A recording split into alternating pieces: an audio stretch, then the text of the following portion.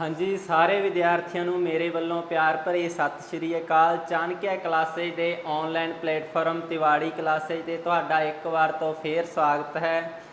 ਅੱਜ ਆਪਾਂ ਆਪਣੀ ਦੂਜੀ ਕਲਾਸ ਲੈ ਕੇ ਆਏ ਹਾਂ। ਪੰਜਾਬੀ ਦੀ ਆਪਣੀ ਪਹਿਲੀ ਕਲਾਸ 'ਚ ਸਾਰੇ ਵਿਦਿਆਰਥੀਆਂ ਦਾ ਭਰਮਾ ਹੁੰਗਾਰਾ ਮਿਲਿਆ, ਉਸ ਨੂੰ ਦੇਖਦੇ ਹੋਏ ਅੱਜ ਆਪਾਂ ਆਪਣੀ ਦੂਜੀ ਕਲਾਸ ਲੈ ਕੇ ਆਏ ਹਾਂ। ਤਾਂ ਅੱਜ ਆਪਾਂ ਪੰਜਾਬੀ ਦਾ ਦੂਜਾ ਟੌਪਿਕ ਸਟਾਰਟ ਕਰਨ ਜਾ ਰਹੇ ਹਾਂ, ਧੁਨੀ ਬੋਧ ਦਾ, ਜੋ ਕਿ ਆਪਣੇ ਆਉਣ ਵਾਲੇ ਰੀਟ ਦੇ ਐਗਜ਼ਾਮ, ਪੰਜਾਬ ਟੈਟ ਦੇ ਐਗਜ਼ਾਮ ਅਤੇ ਸੀ ਟੈਟ ਦੇ ਐਗਜ਼ਾਮ ਲਈ ਬਹੁਤ ਹੀ ਲਾਹੇਵੰਦ ਹੈ। ਤਾਂ ਦੇਖਦੇ ਹਾਂ ਆਪਾਂ ਧੁਨੀ ਬੋਧ।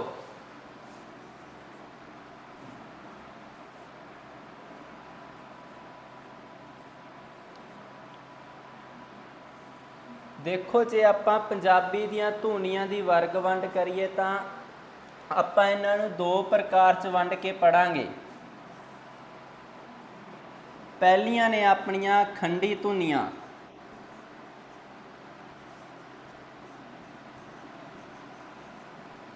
ਉਸ ਤੋਂ ਬਾਅਦ ਨੇ ਆਪਣੀਆਂ ਅਖੰਡੀ ਧੁਨੀਆਂ।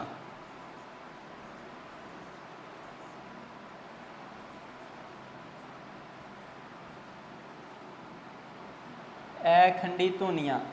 देखो, अपने सिलेबस की जे आप गल करिए तो अपने रीट के सिलेबस या पंजाब टैट के सिलेबस या सी टैट के सिलेबस अपने खंडी धुनियाँ आउंदियां, जिन्हां च आपां पढ़ांगे अगे स्वर धुनियां ते व्यंजन धुनियां।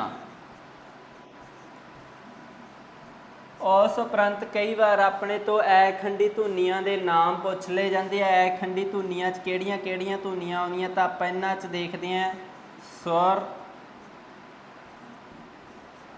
बल, तान, नासिकता अते संगम। ये सारियां अखंडी धुनियां विच आ जांदियां, जो कि अपने मौजूदा रीट के सिलेबस विच नहीं हैं। इस करके आपां अज दी क्लास च खंडी धुनियां का जिक्र करांगे। तो अज देखते हैं आपां खंडी धुनियां च अपनियां पहलियां स्वर धुनियां या स्वर। जेकर आपां स्वरां दी गल करिए या स्वरां तो पहलां आपां एक बार लई गुरमुखी लिपि की गल करते हैं। गुरमुखी लिपि विच आपां लिपांकां की गल करिए जे लिपांक, क्योंकि स्वर ते व्यंजन अपने गुरमुखी लिपि का हिस्सा हैं। तो इस करके गुरमुखी लिपांकां की जे आपां गल करिए तो कुल अपने 56 हैं गुरमुखी लिपांक, जिन्हां विच आपां पढ़ांगे स्वर लिपांक। स्वर लिपांकां की गिनती है जी कुल 3। उस तो बाद जी आपां पढ़ांगे व्यंजन लिपांक। व्यंजन लिपांक जिन्हां की गिनती है जी अपनी 38। उस तो बाद आपां देखते हैं लग लिपांक। लग लिपांक इन्हां की गिनती है जी गुरमुखी लिपि विच 9। उस तो बाद है जी अपने पैर लिपांक। पैर लिपांक जिन्हां की गिनती है जी अपने 3। उस तो बाद आ जाते हैं जी अपने लगाखर। इन्हां की भी गिनती अपने गुरमुखी लिपि विच 3 है। इन्हां जे आपां लगाखरां की गल करिए तो अपने बिंदी, टिप्पी अते अद्धक। उस तो बाद पैर लिपांकां की गल करिए अपना हाहा, रारा अते वावा। उस तो बाद आपां लग लिपांकां की गल करांगे, अपनियां मात्रावां की गल करांगे, किहड़ियां उन्हां च 9 लग लिपांक हैं। उस तो बाद अपने व्यंजन ते स्वर आ गए। तो अज की क्लास च आपां अपने स्वर लिपांकां बारे चर्चा करांगे। तो देखते हैं अपने पंजाबी दे स्वर टॉपिक बारे। हाँ जी, जे आपां स्वरां की गल करिए तो कुल स्वर गुरमुखी विच कुल स्वर या आपां इन्हां नूं कह सकते हैं स्वर वाहक। इन्हां नूं स्वर वाहक भी आख्या जाता है। तो इन्हां दी गिनती है जी 3। ਇਹਨਾਂ ਦੀ ਗਿਣਤੀ ਹੈ 3। ਤਾਂ ਕਿਹੜੇ ਕਿਹੜੇ ਆ ਆਪਣੇ? ਊੜਾ, ਐੜਾ ਅਤੇ ਈੜੀ। ਇਹ 3 ਕੀ ਨੇ ਆਪਣੇ? ਇਹ ਕੁੱਲ ਸਵਰ ਜਾਂ ਮੂਲ ਸਵਰ ਕਹਿ ਸਕਦੇ, ਜਾਂ ਆਪਾਂ ਇਹਨਾਂ ਨੂੰ ਸਵਰ ਵਾਕ ਵੀ ਕਹਿ ਸਕਦੇ ਹਾਂ। ਇਹਨਾਂ ਦੀ ਗਿਣਤੀ ਪੰਜਾਬੀ ਵਿੱਚ 3 ਹੈ। ਉਸ ਤੋਂ ਬਾਅਦ ਇਹਨਾਂ 3 ਸਵਰ ਵਾਹਕਾਂ ਤੋਂ ਆਪਾਂ ਸਵਰ ਧੁਨੀਆਂ ਦਾ ਨਿਰਮਾਣ ਕਰਦੇ ਹਾਂ। ਸਵਰ ਧੁਨੀਆਂ। ਤਾਂ ਜੇਕਰ ਆਪਾਂ ਪੰਜਾਬੀ ਵਿੱਚ ਸਵਰ ਧੁਨੀਆਂ ਦੀ ਗੱਲ ਕਰੀਏ ਤਾਂ ਆਪਾਂ 10 ਸਵਰ ਧੁਨੀਆਂ ਪੜ੍ਹਾਂਗੇ। ਤਾਂ ਇਹਨਾਂ 3 ਮੂਲ ਸਵਰਾਂ ਤੋਂ ਜਾਂ ਸਵਰ ਵਾਕਾਂ ਤੋਂ ਹੀ ਆਪਣੀਆਂ 10 ਸਵਰ ਧੁਨੀਆਂ ਦਾ ਨਿਰਮਾਣ ਹੁੰਦਾ ਹੈ। ਤਾਂ ਦੇਖਾਂਗੇ ਆਪਣੀਆਂ 10 ਸਵਰ ਧੁਨੀਆਂ ਕਿਹੜੀਆਂ? ਆ, ਈ, ਈ, ਊ, ਊ, ਏ, ਆਈ, ਓ ਅਤੇ ਆਊ। ਇਹ ਨੇ ਜੀ ਆਪਣੀਆਂ 10 ਸਵਰ ਧੁਨੀਆਂ। ਹੁਣ ਵੇਖਾਂਗੇ ਊ ਸਵਰ ਤੋਂ ਕਿਹੜੀਆਂ ਸਵਰ ਧੁਨੀਆਂ ਦਾ ਨਿਰਮਾਣ ਹੋਇਆ, ਜਾਂ ਊ ਜਿਹੜਾ ਆਪਣਾ ਮੂਲ ਸਵਰ ਹੈ ਉਸ ਤੋਂ ਕਿਹੜੀਆਂ ਸਵਰ ਧੁਨੀਆਂ ਦਾ ਨਿਰਮਾਣ ਹੋਇਆ। ਤਾਂ ਦੇਖਾਂਗੇ ਆਪਾਂ ਊ, ਊ ਅਤੇ ਓ, ਇਹਨਾਂ 3 ਸਵਰ ਧੁਨੀਆਂ ਦਾ ਨਿਰਮਾਣ ਹੋਇਆ ਊ ਸਵਰ ਤੋਂ ਜਾਂ ਊ ਸਵਰ ਵਾਕ ਤੋਂ। ਉਸ ਤੋਂ ਬਾਅਦ ਦੇਖਾਂਗੇ ਜੀ ਆਪਾਂ ਐੜੇ ਤੋਂ ਕਿਹੜੀਆਂ ਸਵਰ ਧੁਨੀਆਂ ਦਾ ਨਿਰਮਾਣ ਹੋਇਆ। ਤਾਂ ਐੜੇ ਤੋਂ ਆ, ਆਈ, ਓ, ਇਹ 4 ਸਵਰ ਧੁਨੀਆਂ ਦਾ ਨਿਰਮਾਣ ਐੜੇ ਤੋਂ ਹੋਇਆ। ਉਸ ਤੋਂ ਬਾਅਦ ਜੀ ਆਪਣੀ ਈ ਸਵਰ ਵਾਹਕ ਹੈ, ਇਸ ਤੋਂ ਕਿਹੜੀਆਂ ਸਵਰ ਧੁਨੀਆਂ ਦਾ ਨਿਰਮਾਣ ਹੋਇਆ। ਤਾਂ ਦੇਖਾਂਗੇ ਈ ਅਤੇ ਏ, ਇਹਨਾਂ ਤੋਂ 3 ਸਵਰ ਧੁਨੀਆਂ ਦਾ ਨਿਰਮਾਣ ਹੋਇਆ। ਹੁਣ ਇੱਥੇ ਕੁਐਸਚਨ ਇਹ ਪੁੱਛ ਲਿਆ ਜਾਂਦਾ ਹੈ ਕਿ ਊ ਸਵਰ ਤੋਂ ਕਿੰਨੀਆਂ ਸਵਰ ਧੁਨੀਆਂ ਦਾ ਨਿਰਮਾਣ ਹੋਇਆ। ਤਾਂ ਆਪਾਂ ਦੇਖਿਆ ਕਿ ਇਸ ਤੋਂ 3 ਸਵਰ ਧੁਨੀਆਂ ਦਾ ਨਿਰਮਾਣ ਹੋਇਆ। ਉਸ ਉਪਰੰਤ ਆਪਾਂ ਵੇਖਾਂਗੇ ਐ ਤੋਂ ਕਿੰਨੀਆਂ ਸਵਰ ਧੁਨੀਆਂ ਦਾ ਨਿਰਮਾਣ ਹੋਇਆ। ਤਾਂ ਜੀ ਐ ਤੋਂ 4 ਸਵਰ ਧੁਨੀਆਂ ਦਾ ਨਿਰਮਾਣ ਹੋਇਆ। ਲਾਸਟ 'ਚ ਆਪਣਾ ਈ ਬਚਦਾ ਹੈ ਜੀ, ਈ ਤੋਂ 3 ਸਵਰ ਧੁਨੀਆਂ ਦਾ ਨਿਰਮਾਣ ਹੋਇਆ। ਇਹ ਜੀ ਆਪਣੀ ਸਵਰ ਧੁਨੀਆਂ ਦੀ ਬਣਾਵਟ ਕਹਿ ਸਕਦੇ ਹਾਂ। ਇਹਨਾਂ ਦਾ ਨਿਰਮਾਣ ਸਵਰ ਵਾਕਾਂ ਤੋਂ ਕਿਸ ਤਰ੍ਹਾਂ ਹੋਇਆ।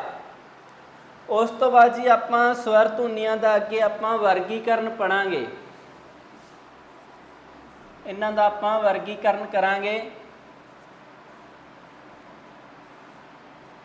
ਤਾਂ ਦੇਖੋ ਜੀ ਵਰਗੀਕਰਨ 'ਚ ਆਪਾਂ ਇਹਨਾਂ ਨੂੰ 4 ਤਰੀਕੇ ਨਾਲ ਪੜ੍ਹਾਂਗੇ। ਪਹਿਲਾ ਵਰਗੀਕਰਨ ਕਰਾਂਗੇ ਆਪਾਂ ਮਾਤਰਾ ਜਾਂ ਸਮੇਂ ਦੇ ਆਧਾਰ 'ਤੇ।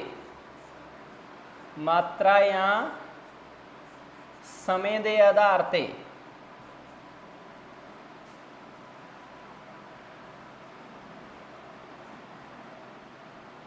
ਉਸ ਤੋਂ ਬਾਅਦ ਆਪਣਾ ਜੀ ਦੂਜਾ ਵਰਗੀਕਰਨ ਹੋਏਗਾ ਬੁੱਲ੍ਹਾਂ ਦੀ ਸਥਿਤੀ ਅਨੁਸਾਰ।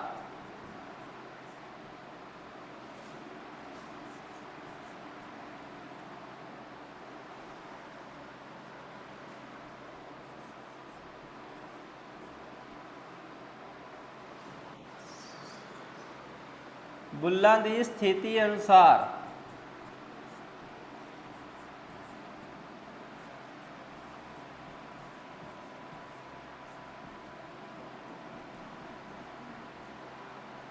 ਅਗਲਾ ਵਰਗੀਕਰਨ ਹੋਏਗਾ ਜੀ ਆਪਣਾ ਜੀਵ ਦੀ ਹਰਕਤ ਅਨੁਸਾਰ।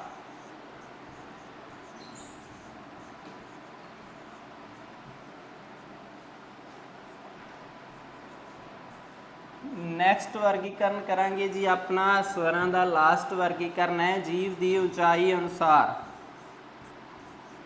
ਜੀਵ ਦੀ ਉਚਾਈ ਅਨੁਸਾਰ। ਤਾਂ ਦੇਖਦੇ ਹਾਂ ਜੀ ਅੱਜ ਦਾ ਆਪਾਂ ਪਹਿਲਾ ਵਰਗੀਕਰਨ ਦੇਖਾਂਗੇ ਮਾਤਰਾ ਜਾਂ ਸਮੇਂ ਦੇ ਆਧਾਰ 'ਤੇ ਵਰਗੀਕਰਨ। ਤਾਂ ਆਪਾਂ ਵਰਗੀਕਰਨ ਕਰਨ ਤੋਂ ਪਹਿਲਾਂ ਆਪਾਂ ਪੂਰੀਆਂ ਸਵਰ ਧੁਨੀਆਂ ਲਿਖਾਂਗੇ।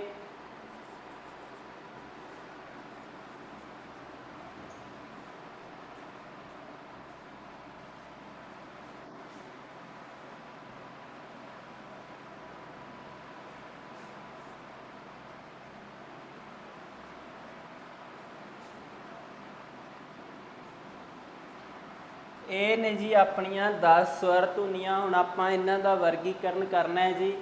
ਪਹਿਲਾ ਆਪਣਾ ਸੀ ਮਾਤਰਾ ਜਾਂ ਸਮੇਂ ਅਨੁਸਾਰ, ਮਾਤਰਾ ਜਾਂ ਸਮੇਂ ਅਨੁਸਾਰ।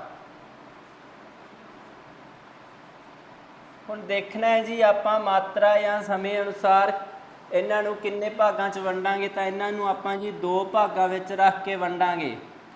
ਪਹਿਲਾਂ ਆਪਾਂ ਪੜਾਂਗੇ ਇਸ 'ਚ ਲਘੂ ਸਵਰ, ਇਹਨਾਂ ਨੂੰ ਹੀ ਹਰਸ ਸਵਰ ਵੀ ਕਹਿ ਦਿੱਤਾ ਜਾਂਦਾ ਹੈ। ਉਸ ਤੋਂ ਉਪਰੰਤ ਜੀ ਆਪਾਂ ਇਸ 'ਚ ਪੜਾਂਗੇ ਦੀਰਘ ਸਵਰ,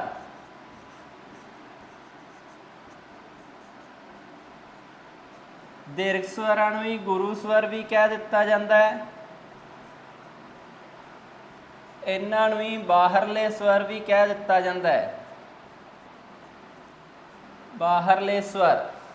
ਠੀਕ ਹੈ ਜੀ। ਆਪਾਂ ਮਾਤਰਾ ਜਾਂ ਸਮੇਂ ਅਨੁਸਾਰ ਸਵਰਾਂ ਨੂੰ 2 ਭਾਗਾਂ ਵਿੱਚ ਵੰਡਿਆ। ਪਹਿਲੇ ਆਪਣੇ ਲਘੂ ਜਾਂ ਹਰਸ ਸਵਰ, ਦੀਰਘ ਸਵਰ ਜਾਂ ਗੁਰੂ ਸਵਰ ਜਾਂ ਬਾਹਰਲੇ ਸਵਰ। ਹੁਣ ਦੇਖਦੇ ਹਾਂ ਜੀ ਇਹਨਾਂ ਦੀ ਵੰਡ ਇਸ ਆਧਾਰ 'ਤੇ ਆਪਾਂ ਕਿਵੇਂ ਕਰਾਂਗੇ। ਦੇਖੋ ਮਾਤਰਾ ਜਾਂ ਸਮੇਂ ਅਨੁਸਾਰ ਮਤਲਬ ਕਿਹੜੇ ਸਵਰਾਂ ਨੂੰ ਬੋਲਣ 'ਤੇ ਸਮਾਂ ਘੱਟ ਲੱਗਦਾ ਹੈ, ਕਿਹੜੇ ਸਵਰਾਂ ਨੂੰ ਬੋਲਣ 'ਤੇ ਸਮਾਂ ਜ਼ਿਆਦਾ ਲੱਗਦਾ। ਤਾਂ ਦੇਖਾਂਗੇ ਲਘੂ ਸਵਰ ਜਾਂ ਹਰਸ ਸਵਰ ਹੈ ਜਿਹੜੇ ਆਪਣੇ, ਉਹਨਾਂ ਨੂੰ ਬੋਲਣ 'ਤੇ ਸਮਾਂ ਘੱਟ ਲੱਗਦਾ। ਤਾਂ ਕਿਹੜੇ ਕਿਹੜੇ ਨੇ ਆਪਣੇ ਲਘੂ ਜਾਂ ਲਘੂ ਜਾਂ ਹਰਸ ਸਵਰ।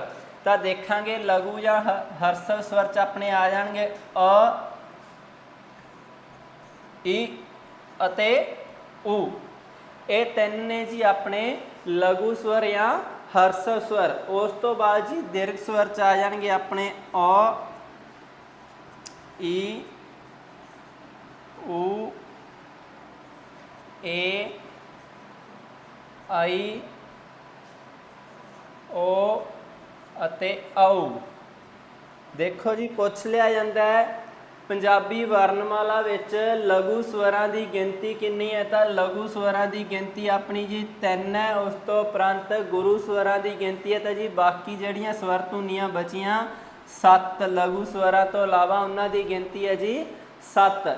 ਇਹ ਹੋ ਗਿਆ ਜੀ ਆਪਣਾ ਪਹਿਲਾ ਵਰਗੀਕਰਨ ਮਾਤਰਾ ਜਾਂ ਸਮੇਂ ਅਨੁਸਾਰ। ਉਸ ਤੋਂ ਬਾਅਦ ਜੀ ਆਪਾਂ ਨੈਕਸਟ ਵਰਗੀਕਰਨ ਕਰਾਂਗੇ ਬੁੱਲਾਂ ਦੀ ਸਥਿਤੀ ਅਨੁਸਾਰ, ਬੁੱਲਾਂ ਦੀ ਸਥਿਤੀ ਅਨੁਸਾਰ।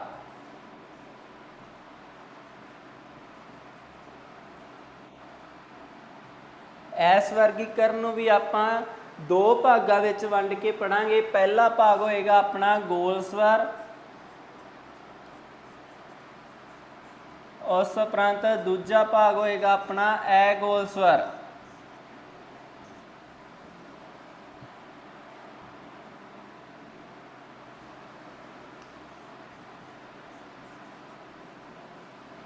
ਹਾਂਜੀ, ਗੋਲ ਸਵਰ ਤੋਂ ਭਾਵ ਹੈ ਵੀ ਜਿਹੜੇ ਸਵਰ ਧੁਨੀਆਂ ਨੂੰ ਬੋਲਣ ਸਮੇਂ, ਜਿਹੜੀਆਂ ਸਵਰ ਧੁਨੀਆਂ ਨੂੰ ਬੋਲਣ ਸਮੇਂ ਆਪਣੇ ਬੁੱਲਾਂ ਦਾ ਆਕਾਰ ਹੈ ਜਾਂ ਬੁੱਲਾਂ ਦੀ ਸਥਿਤੀ ਆ ਉਹ ਗੋਲ ਹੋ ਜਾਂਦੀ ਹੈ।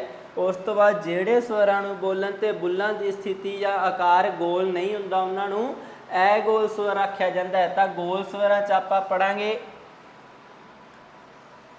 ਊ, ਊ, ਓ ਅਤੇ ਆਉ। ਇਹ ਨੇ ਜੀ 4 ਆਪਣੇ ਗੋਲ ਸਵਰ। ਕੁਐਸਚਨ ਇਹ ਵੀ ਪੁੱਛ ਲਿਆ ਜਾਂਦਾ ਵੀ ਗੋਲ ਸਵਰਾਂ ਦੀ ਗਿਣਤੀ ਕਿੰਨੀ ਹੈ ਜਾਂ ਗੋਲ ਸਵਰ ਧੁਨੀਆਂ ਦੀ ਗਿਣਤੀ ਕਿੰਨੀ ਹੈ। ਤਾਂ ਜੀ 4 ਹੈ। ਉਸ ਤੋਂ ਬਾਅਦ ਜੀ ਆਪਣੇ ਜੇ ਰਹਿ ਗਏ ਅਗੋਲ ਸਵਰ। ਬਾਕੀ ਦੀ ਜਿਹੜੇ 10 ਸਵਰ ਧੁਨੀਆਂ ਇਹਨਾਂ 4 ਤੋਂ ਇਲਾਵਾ ਬਚਦੇ ਆ ਉਹ ਆਪਾਂ ਅਗੋਲ ਸਵਰਾਂ 'ਚ ਲੈ ਕੇ ਆਵਾਂਗੇ। ਜਿਵੇਂ ਅ, ਆ, ਈ, ਈ, ਏ,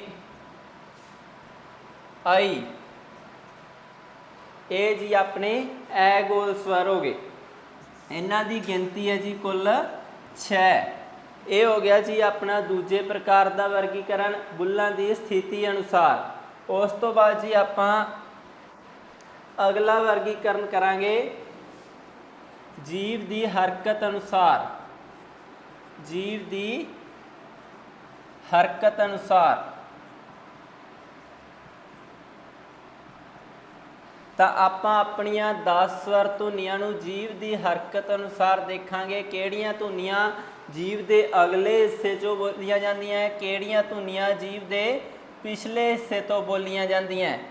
ਇਸ ਨੂੰ ਧਿਆਨ 'ਚ ਰੱਖਦੇ ਹੋਏ ਆਪਾਂ ਜੀਭ ਦੀ ਹਰਕਤ ਅਨੁਸਾਰ ਸਵਰਾਂ ਦਾ ਵਰਗੀਕਰਨ ਉਹਨੂੰ 3 ਭਾਗਾਂ ਵਿੱਚ ਵੰਡ ਕੇ ਪੜ੍ਹਾਂਗੇ।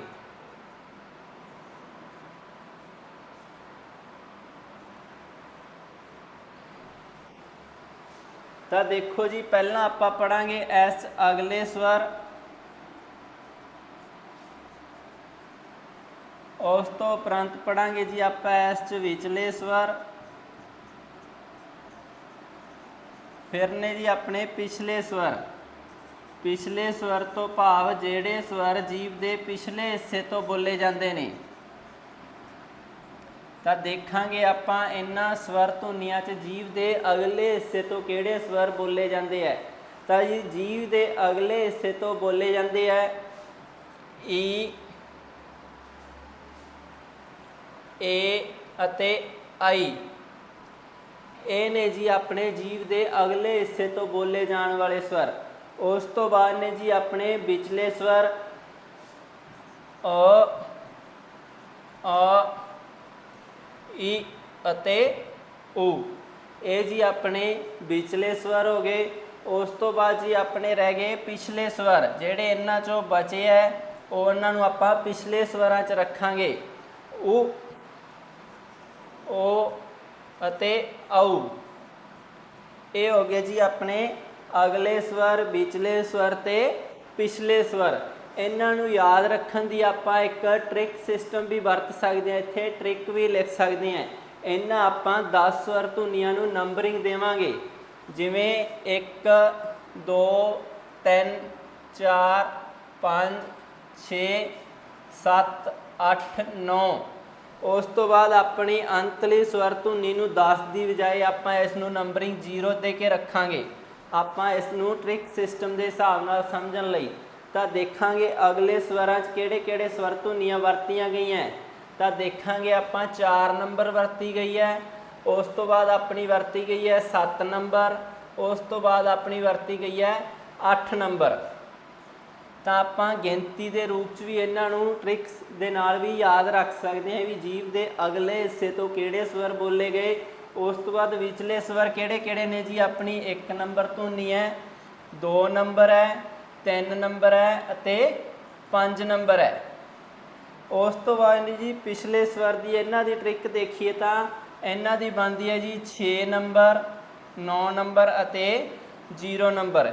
ਇਸ ਤਰੀਕੇ ਨਾਲ ਆਪਾਂ ਇਹਨਾਂ ਨੂੰ ਟ੍ਰਿਕ ਨਾਲ ਵੀ ਯਾਦ ਰੱਖ ਸਕਦੇ ਹਾਂ। ਅਗਲੇ ਸਵਰ 478, ਵਿਚਲੇ ਸਵਰ 1235, ਪਿਛਲੇ ਸਵਰ 690। ਇਹ ਆਪਣਾ ਟ੍ਰਿਕ ਸਿਸਟਮ ਹੋ ਗਿਆ। ਉਸ ਤੋਂ ਪਹਿਲਾਂ ਆਪਾਂ ਅਗਲੇ, ਵਿਚਲੇ ਤੇ ਪਿਛਲੇ ਆਪਾਂ ਸਿੱਧੇ ਤੌਰ ਤੇ ਵੀ ਪੜ੍ਹੇ ਹੈ।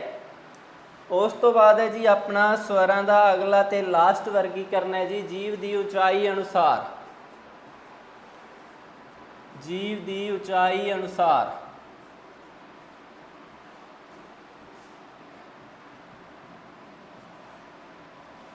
ਇਹਨਾਂ ਨੂੰ ਵੀ ਦੇਖੋ ਜੀ ਆਪਾਂ ਜੀਭ ਦੀ ਉਚਾਈ ਅਨੁਸਾਰ 4 ਭਾਗਾਂ 'ਚ ਰੱਖ ਕੇ ਪੜਾਂਗੇ। ਪਹਿਲਾਂ ਪੜਾਂਗੇ ਜੀ ਉੱਚੇ ਸਵਰ। ਉਸ ਤੋਂ ਬਾਅਦ ਜੀ ਆਪਾਂ ਪੜਾਂਗੇ ਮੱਧ ਉੱਚੇ ਜਾਂ ਅੱਧ ਉੱਚੇ ਸਵਰ। ਉਸ ਤੋਂ ਬਾਅਦ ਜੀ ਆਪਾਂ ਪੜਾਂਗੇ ਮੱਧ ਨੀਵੇਂ ਸਵਰ। ਫਿਰ ਪੜਾਂਗੇ ਜੀ ਆਪਾਂ ਨੀਵੇਂ ਸਵਰ।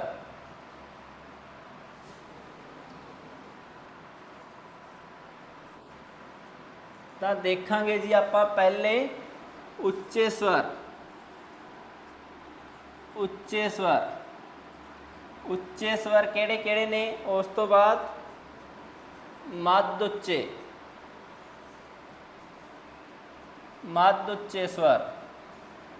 ਫਿਰ ਜੀ ਆਪਣੇ ਤੀਜੀ ਪ੍ਰਕਾਰ ਦੇ ਇਸ 'ਚ ਆ ਜਾਣਗੇ ਮੱਧ ਨੀਵੇਂ ਸਵਰ। ਮੱਧ ਨੀਵੇਂ ਸਵਰ। ਉਸ ਤੋਂ ਬਾਅਦ ਨੇ ਜੀ ਨੀਵੇਂ ਸਵਰ।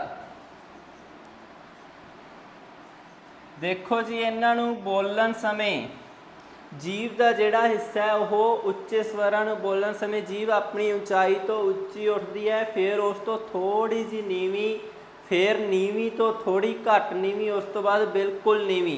इस तरीके नाल आपां जीभ की उंचाई अनुसार स्वरां का वर्गीकरण करांगे। तो देखांगे उच्चे स्वरां च आपां किहड़े किहड़े रखने हैं जी। उच्चे स्वरां च अपने आ जाणगे ई अते ऊ। उस तो बाद जी मध्य उच्चां च बिल्कुल इन्हां दे अपोजिट या इन्हां दा छोटा रूप आपां रखांगे मध्य उच्चे स्वरां च ई अते ऊ। ये हो गए जी अपने उच्चे स्वर अते मध्य उच्चे स्वर। उस तो बाद जी आपां देखांगे मध्य नीवें स्वर अपने किहड़े किहड़े ने। तां जी अपने मध्य नीवें स्वर ने अ, ए अते औ। ये हो गए जी अपने मध्य नीवें स्वर। उस तो बाद जी अपने बिल्कुल नीवें जिन्हां नूं बोलण समय जीभ का हिस्सा बिल्कुल नीवा हो जाता है। तो ये हो जाएंगे जी अपने अ,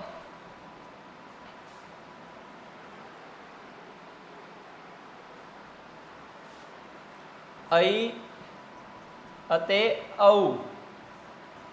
ये हो गए जी अपने नीवें स्वर, मध्य नीवें स्वर, मध्य उच्चे स्वर या उच्चे स्वर।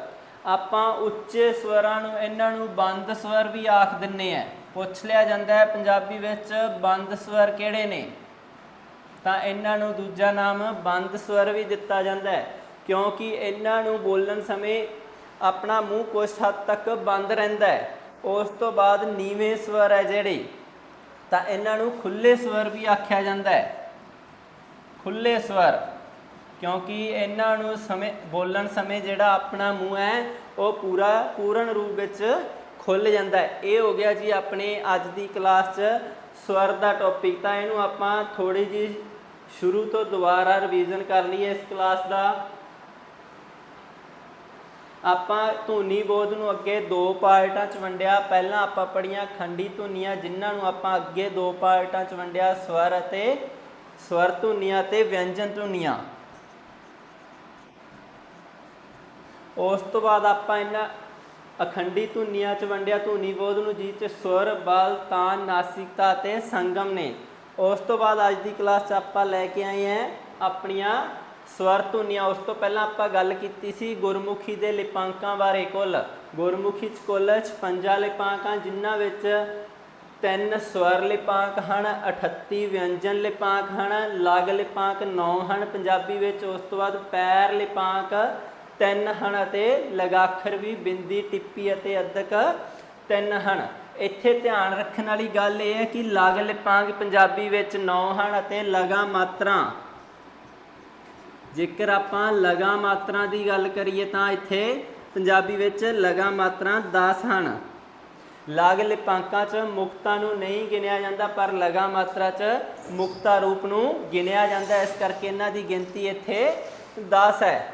उस तो बाद जी अपनियां स्वर धुनियां आपां स्वर 3 मूल स्वर पढ़े या स्वर वाहक पढ़े, उन्हां तो अगे आपां 10 स्वर धुनियां का निर्माण किया।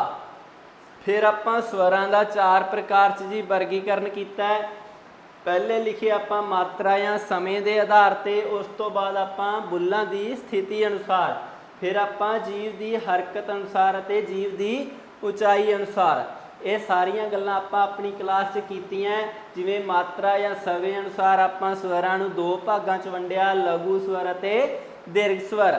फिर आपां बुल्लां की स्थिति अनुसार भी स्वरां नूं 2 भागां विच रखिया, गोल स्वर अते अगोल स्वर। फिर आपां जीव की हरकत अनुसार स्वरां का वर्गीकरण किया। जीव के अगले हिस्से चों किहड़े स्वर बोले जाते हैं, विचले हिस्से चों किहड़े स्वर बोले जाते हैं, तो पिछले हिस्से चों किहड़े स्वर बोले जाते हैं। पूछ लिया जाए कि जीव की हरकत अनुसार स्वरां नूं किन्ने भागां विच वंडिया गया, तो 3 भागां विच वंडिया गया है। उस तो बाद जी आपां कीता जीव की उचाई अनुसार स्वरां का वर्गीकरण। तो जीव की उचाई अनुसार आपां स्वरां का वर्गीकरण 4 प्रकार च कीता है जी। पहला आपां कीते उच्चे स्वर, मध्य उच्चे स्वर, फिर आपां मध्य नीवें स्वर अते नीवें स्वर। ये सी जी अपनी अज की क्लास, स्वर की क्लास, धुनी बोध की क्लास। उम्मीद करते हैं कि तुहानूं सारिआं नूं बहुत चंगी तरह यह क्लास समझ आई होएगी।